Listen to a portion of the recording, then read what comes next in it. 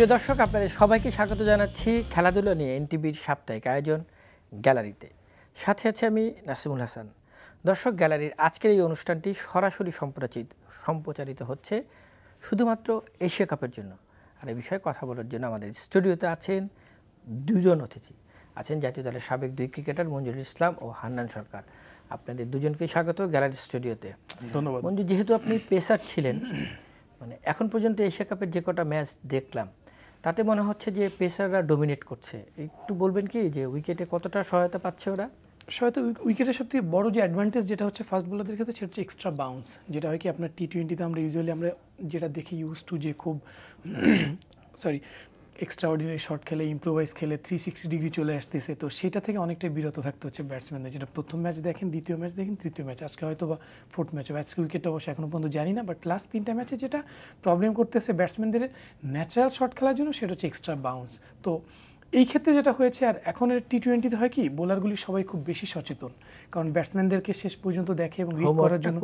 Exactly. তো সেই ক্ষেত্রে যদি আপনার উইকেট যদি আরেকটু সাপোর্ট করে, তাহলে ওইখানে আপনার বোলারদেরকে একটু এগিয়েই থাকতে হয়, এবং ইউজুয়ালি যেটা হচ্ছে, এবং লাস্ট 3টা ম্যাচে এটাই হচ্ছে আপনার এই উইকেট স্পেশাল। তাহলে তো দেখা যায় টস একটা ফ্যাক্টর, মানে মোটামুটি খুবই স্বাভাবিক। যারাই টসে জিতছে তারাই কিন্তু আপনার বোলিং নিচ্ছে। তারপরে আরেকটা প্রবলেমটা যেটা হচ্ছে যে প্রথম ইনিংসের পর সেকেন্ড ইনিংসে হচ্ছে কি, উইকেটটা কিছুটা হলে ভালো হয়ে যাচ্ছে যদিও। এক্স্যাক্টলি। তো ওইটার কারণে টসটা আসলে ইম্পর্টেন্ট, এবং এটার কিন্তু বেনিফিট কিন্তু প্রত্যেকটা টিম পাচ্ছে। যদিও আমরা বাংলাদেশ প্রথম ম্যাচটা হেরে গিয়েছি, বাট আমাদের একটু ভুলের জন্য আমরা হেরে গিয়েছি। ভুল মানে লাস্ট 5 ওভার কিন্তু আমরা বোলিংটা ভালো করি নাই। আদারওয়াইজ আপনি যদি 72 রান, এক্স্যাক্টলি, সেকেন্ড এবং থার্ড ম্যাচ যদি দেখে থাকেন, যে ইউএই কিন্তু 2টা টেস্ট প্লেইং নেশনকে কিন্তু 130তে অল আউট করে দিয়েছে। That means something is over there. ওরা তো খুব ভালোই বল করছে, তারপরে ম্যাচগুলো ধরতে পারলো না কেন হান্নান? আসলে আমার কাছে যেটা মনে হয় এক্সপিরিয়েন্স, কারণ আপনি দেখবেন তারা কিন্তু 130 চেস করেছে। ইউএই 2টা ম্যাচে কিন্তু 130 চেস করতে চায়, ব্যাটিং করতে নামলো সেকেন্ডে। বাট তাদের আর্লি যে উইকেট পড়ার যে অভ্যাসটা, এটা হলো এক্সপিরিয়েন্সের কারণে। আপনি দেখবেন ফার্স্ট ওভারে মালিকের ওভারে 2 উইকেট, বাংলাদেশের এগেইনস্টেও কিন্তু সেকেন্ড ওভারে আলামিন উইকেট নিল, তারপর মাশরাফি উইকেট নিল। সো আর্লি উইকেট পড়ে যেত, রেগুলার ইন্টারভেলে তাদের উইকেট পড়ছিল। তারা কিন্তু উইকেট ধরে রেখে যে 130 রান চেস করার জন্য বেসিক্যালি যেটা দরকার, উইকেটে থেকে যেতে হবে। আপনার 6.5-এর উপর রান, কিছু রান বেশি, 6.5-এর উপর। সেই রানটা চেস করতে হলে ব্যাটসম্যানকে উইকেটে থাকতে হবে, যেখানে ইউএই ভুল করেছে যে আর্লি উইকেট পড়ে গেছে। তারা প্রথম থেকেই চার্জ করেছে, এবং উইকেট পড়ে যাওয়ার কারণে তারা কিন্তু ওই জায়গাটা চেস করতে পারেনি। সো আমার কাছে মনে হয় যে তাদের এক্সপিরিয়েন্স এবং এই যে 130 রান চেস করতে হলে কীভাবে ব্যাটিং করা উচিত, এই জায়গাটায় তারা প্ল্যানটা ভালো করতে পারেনি। আজকে যে 2 দলের ম্যাচ, একজনের বোলিং শক্তিশালী, একজনের ব্যাটিং শক্তিশালী, এই ম্যাচটা কি হতে পারে শেষ পর্যন্ত? টস ডেফিনেটলি একটা ফ্যাক্টর হবে, লাস্ট 3টা ম্যাচের এক্সপিরিয়েন্স থেকে যেটা মনে হয়। আর ম্যাচ ডেফিনেটলি খুব ভালো একটা ম্যাচ হবে, কারণ ইন্ডিয়া পাকিস্তানের ম্যাচটা আসলে কি জাতিগত ম্যাচ হয়ে দাঁড়ায়, এবং দুইজনকে কখনই তাদেরকে মাথা নত করতে চায় না। আর আরেকটা কথা, যেটা পাকিস্তানকে আসলে সবসময় আনপ্রেডিক্টেবল বলা হয়, নেভার নোস কখন তারা কী করতে পারে। অ্যাট দ্য সেম টাইম আপনি যেটা বললেন যে ইন্ডিয়ার যে ব্যাটিং, টু বি অনেস্ট, যেটা ইন্ডিয়ার ব্যাটিং লাইন আপটা আসলেই ভালো, কারণ আপনার টি-20-র জন্য ওরা যে টাইপের প্লেয়ার, ওদের সবথেকে বড় অ্যাডভান্টেজ যেটা, ওরা আপনার অস্ট্রেলিয়া থেকে খেলে আসছে, শ্রীলঙ্কার সাথে সিরিজ জিতে আসলো, দেন এখানে কিন্তু অলরেডি তারা একটা ম্যাচ খেলে ফেলেছে। এই ক্ষেত্রে কিছুটা হলে পাকিস্তানের থেকে ইন্ডিয়াকে আমি একটু এগিয়ে রাখবো, বিকজ অফ দ্য কন্ডিশনটা বোঝার জন্য এবং জানার জন্য। আর পাকিস্তান কিন্তু লাস্ট যদি দেখায়, ওর তাদের ডোমেস্টিকে খেলেছে, প্লাস শারজাতে যেটা খেলেছে, ওটাও কিন্তু অলমোস্ট কাইন্ড অফ আপনার ওই ডোমেস্টিক এক্স্যাক্টলি। তো এইখানে ইন্ডিয়া কিছুটা হলেও এগিয়ে থাকবে, বিকজ অফ দ্য কন্ডিশন এবং উইকেটের অ্যাডভান্টেজটা জানার জন্য, যে ওই প্ল্যানটা। কারণ আপনার ভিজিবল আপনি তখনই হবেন, আপনি খেলা এক্সপিরিয়েন্স আর টিভিতে দেখার এক্সপিরিয়েন্স কিন্তু এক না। তো যেখানে আমরা যেটা সবথেকে বড় উদাহরণ কিন্তু আপনার ইউএই, তারা কিন্তু 2টা টিমকে যেভাবে জিতে যেত, এক্স্যাক্টলি। তো সেই ক্ষেত্রে পাকিস্তান ইন্ডিয়ার ম্যাচ খুবই ভালো একটা ম্যাচ হবে, বাট কিছুটা হলে আমি ইন্ডিয়াকে এগিয়ে রাখবো। ইন্ডিয়া পাকিস্তান ম্যাচের যেই কমার্শিয়াল ভ্যালু সারা পৃথিবীতে, সেই জন্য যে একটা বড় স্কোরের ম্যাচ যদি হয়, তাহলে উত্তাপটা বেশি থাকে।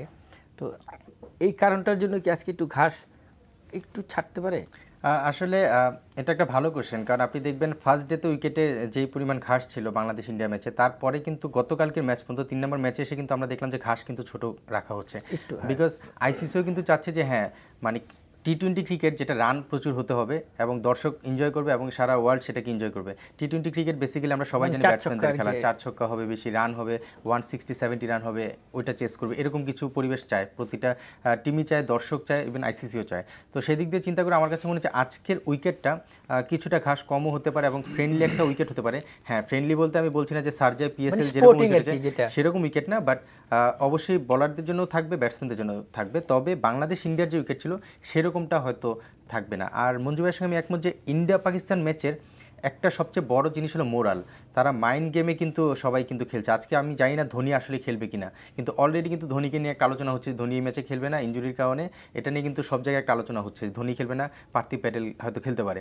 সো এই জায়গায় একটা মাইন্ড গেম হতে পারে যে ধোনিকে অফ স্ক্রিন রেখে সামনে হঠাৎ করে উপস্থিত করে দিল, এরকমও কিছু হতে পারে।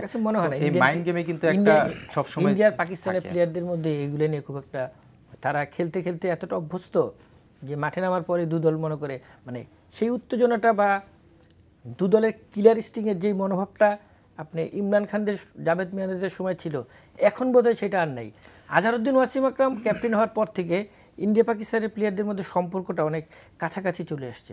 মানে দুই দেশের যে একটা বৈরী ভাব, সেটা আমরা মাঠে খুব একটা দেখি নাই।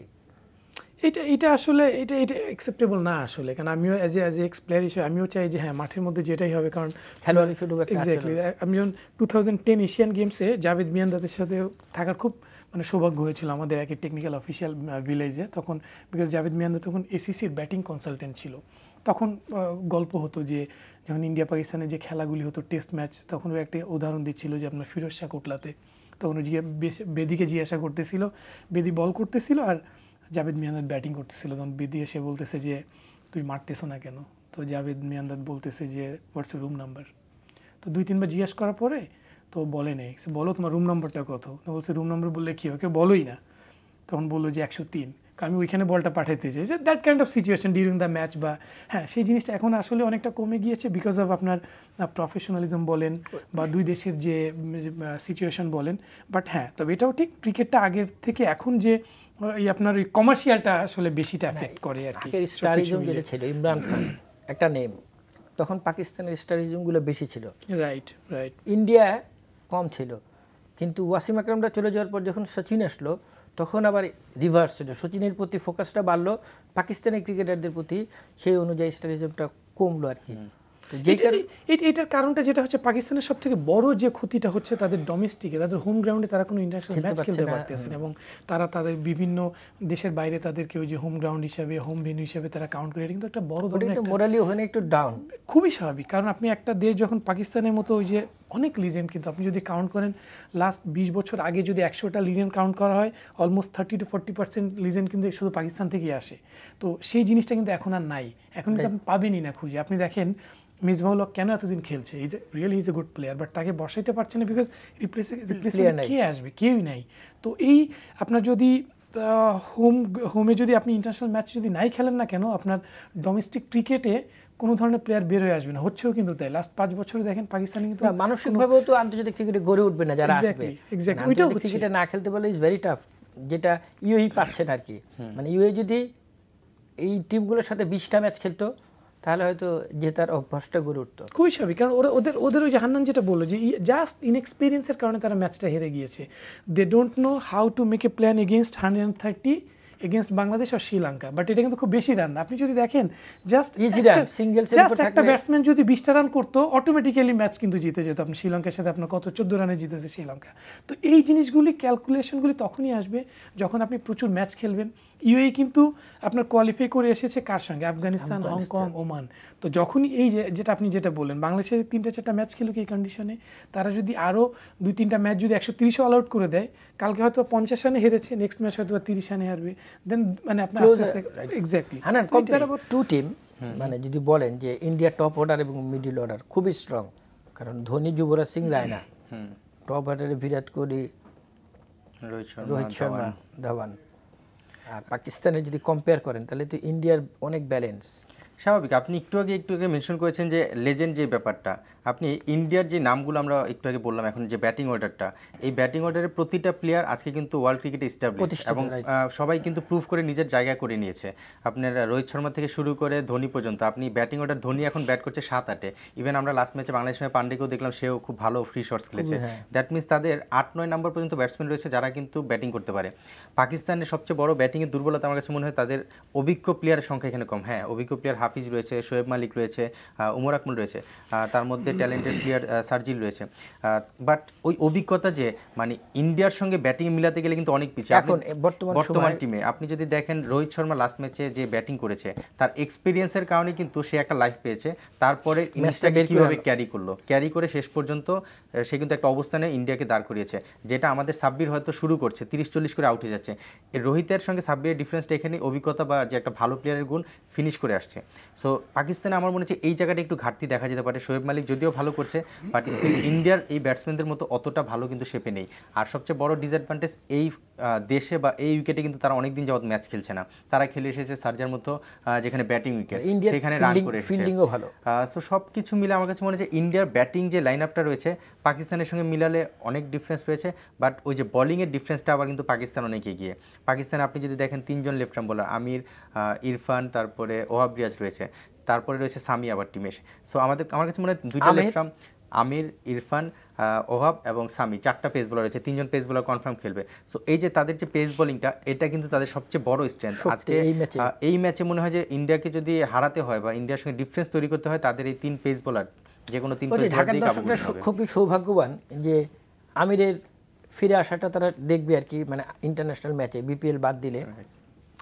Sami basically is extraordinary talented player. আপনি যদি দেখেন যে 5 বছর আপনার ক্রিকেটের বাইরে ছিল, এসে এগেনস্ট নিউজিল্যান্ডে গিয়ে নিউজিল্যান্ডের সাথে সিরিজ অসাধারণ করেছে, ডোমেস্টিকে ভালো পারফর্ম করেছে, 2টা কন্ডিশনে কিন্তু খুব ভালো করেছে। যে আপনার বিশেষ করে পাকিস্তানের ওদের কথা বলি, সেটা হচ্ছে যে সাধারণত ইন্ডিয়া পাকিস্তানের প্লেয়ার নিয়ে কেউ কথা বলে না।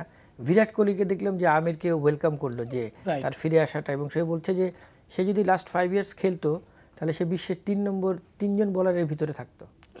টু বি অনেস্ট, কারণ এটা আপনার ট্রু, কারণ এটা সিনারিওটা চেঞ্জ হয়ে যেতে পারতো। এটাই বললাম যে 5 বছর পরে এসে নিউজিল্যান্ডে গিয়ে নিউজিল্যান্ডের কন্ডিশনে গিয়ে কিন্তু খুব কম প্লেয়ারগুলি পারফর্ম করে। দেন তারপর হোম, মানে 2টা কন্ডিশন, তো টোটালি ডিফারেন্ট কন্ডিশনে পিএসএলে খুব ভালো করেছে। তো আমি is really good and talented bowler, এবং স্টিল ওর যেটা পিএসএল যেমন বোলিংটা দেখলাম আসলে খুব ভালো করছে, আর এই কন্ডিশনের জন্য অনেকটা ইফেক্টিভই হবে। ঢাকার দর্শকরা সত্যি সৌভাগ্যবান যে একটা ব্যাটে বলের রিয়েল যুদ্ধ যারা বলা হয়, মানে মানুষ যে কারণে পয়সা দিয়ে টিকিট কেটে মাঠে যায় সেটা উপভোগ করবে আজকে। আমি পুরোপুরি একমত দুদুল ভাই, যে ওই কারণ আমিও চাই যে খুব এক্সাইটিং একটা ম্যাচ হোক। যে কারণ ইন্ডিয়ার যে যেমন ধোনির প্রথম বাংলাদেশের সঙ্গে টস শেষে বলছিল যে ওই ইন্ডিয়ার টিমটা কিন্তু পুরাপুরি ওয়েল অর্গানাইজ এবং ওয়েল ব্যাকআপ প্লেয়ার। হ্যাঁ, কারণ ওদের প্রত্যেকটা জায়গায় তাদের কাভার কর। আর at the same time against যদি পাকিস্তানের কথা বিশেষ করে হাইলাইট যেটা হচ্ছে যে 4টা fast bowler doing recently very good, Irfan, Amir, Wahab Riaz এবং মোহাম্মদ সামি, তার 4টা কিন্তু এই উইকেটের জন্য বাংলাদেশ টিম তো 4টা ফাস্ট বোলার নিয়ে ঘাস কাটলে that will be the real challenge পাকিস্তানের জন্য। That will be the real challenge পাকিস্তানের জন্য এগেনস্ট ইন্ডিয়ার ব্যাটিং লাইন আপ। আপনি যদি দেখেন শিখর ধাওয়ান, রোহিত শর্মা, বিরাট কোহলি, যুবরাজ সিং, সুরেশ রায়না, MS ধোনি, পান্ডে, দেন আপনার Ravindra Jadeja, Ashwin Jadeja, they can bat. Manju ভাইয়ের ওই কথা রেস ধরেই যে মানে পাকিস্তানি যে পেস বোলার, তাদের মধ্যে সবচেয়ে বড় অ্যাডভান্টেজ থাকবে আমিরের কথা নিয়ে বারবার আলোচনা আসছে। আমিরের সবচেয়ে বড় অ্যাডভান্টেজ, সে বিপিএল খেলে গিয়েছে রিসেন্টলি, যার কারণে ঢাকার উইকেটটা কিন্তু তার মোটামুটি মুখস্থই বলা যেতে পারে। আর সামিও বিপিএল খেলেছে এই ঢাকার উইকেটে। সো এই 2 জন পেস বোলার কিন্তু এই কন্ডিশন বা উইকেট বা মাঠের যে একটা ব্যাপার সব কিছু কিন্তু তাদের আয়ত্তে রয়েছে। মানে এই দিক দিয়ে কিন্তু তাদের ওই বোলিংয়ের অ্যাডভান্টেজটা তারা খুব কাজে লাগাতে পারবে বলে আমার বিশ্বাস। আর 4 জন পেসার হয়তো বা আজকের ম্যাচে পাকিস্তান খেলাবে না, 3 জন নিয়েই খেলবে আমার যতটুকু ধারণা।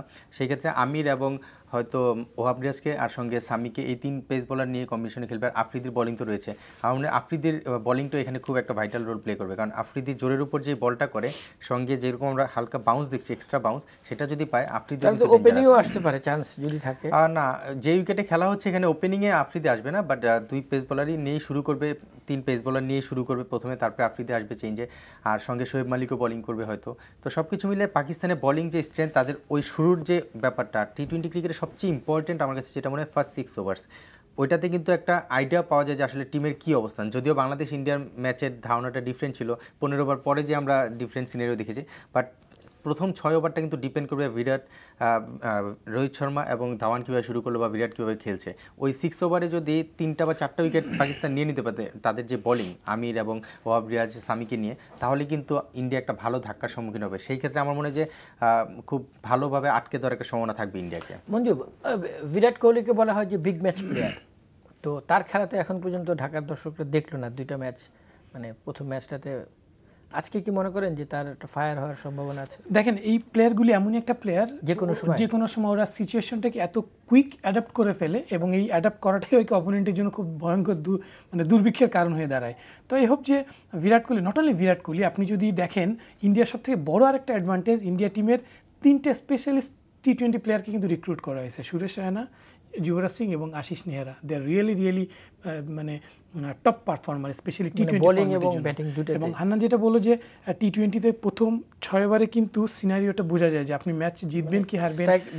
অ্যান্ড সেকেন্ডলি আরেকটা ইকুয়েশন যেটা রিসেন্টলি, যেটা হচ্ছে 11, 12, 13, 14, এই যে 3টা ওভার, এই 3টা ওভারটা কিন্তু খুব ইম্পর্টেন্ট হিসাবের খেলাটা যেখানে হয় যে আপনি ওইখানটায় যে কী হয়, ওইখানে কিন্তু ব্যাটিং করে আপনার দেখেন যুবরাজ সিং, সুরেশ রায়না বা রবীন্দ্র জাদেজা। তো সব কিছু মিলায় এই জায়গাটা হচ্ছে অনেক ক্যালকুলেটিভ ইন্ডিয়া টিমের। আচ্ছা, একটু বাংলাদেশের প্রসঙ্গে আসি। বাংলাদেশ দেখলাম যে কালকে একটা ভালো স্টার্ট করলো, এরপরে এই যে যেটা মঞ্জু বললো যে সিঙ্গেলসে গিয়ে 20-30টা রান করা, এই হিসাবগুলো আমরা তো অনেক বছর যাবতই মিলাতে পারছি না। এরপরে সামনে আমাদের ওয়ার্ল্ড কাপ, পরের ম্যাচ শ্রীলঙ্কা। আসলে বাংলাদেশের ব্যাটিংয়ের ক্ষেত্রে আমার কাছে যেটা মনে হয়, আমরা যদি টার্গেট করি, আমি জানি না টিম ম্যানেজমেন্ট অবশ্যই একটা প্ল্যান সাজাচ্ছে সুন্দর করে, 6 ওভার, তারপরে 7 ওভার থেকে 15 ওভার, তারপরে 16 থেকে 20 ওভার, প্ল্যান তো অবশ্যই সাজাচ্ছে। বাট আমাদের প্ল্যানটা যে কোনো টিমের এগেনস্টেই 170 বা 80 হবে না। কিন্তু আমাদের যে ব্যাটিং স্ট্রেংথ বা আমরা যেভাবে ব্যাটিং করি, আমাদের টার্গেট হওয়া উচিত 150, অ্যারাউন্ড 140 হতে পারে, 160 হতে পারে।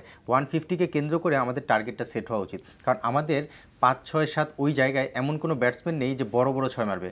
আমাদের স্ট্রেংথের অভাব আছে, যার কারণে আমাদের দরকার ওখানে ইমপ্রোভাইজিং কিছু শট খেলা।